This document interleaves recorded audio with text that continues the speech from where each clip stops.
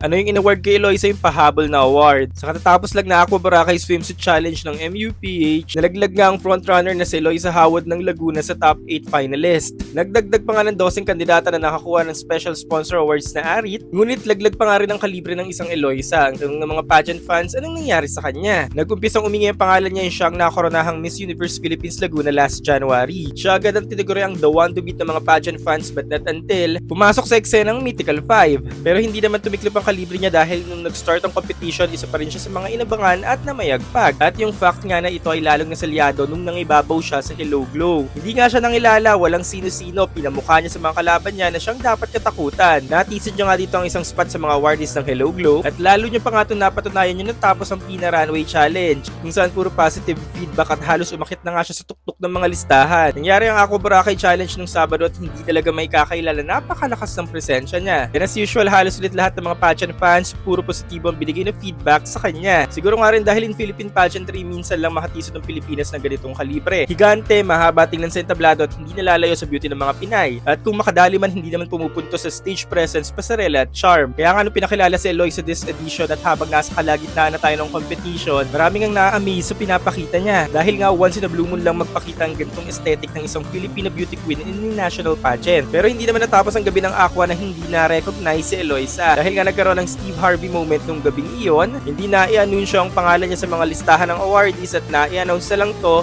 off-cam. Huwag nga mag-alala mga Eloisa pageant fans dahil wagi pa rin naman ang kalibre niya. Isa pa rin siya sa mga nanlalaban, umaangat at nasa momentum. Kaya naman aabangan natin hanggang May 2 kung saan makakarating ang laban ni Eloisa para sa Miss Universe Philippines crown.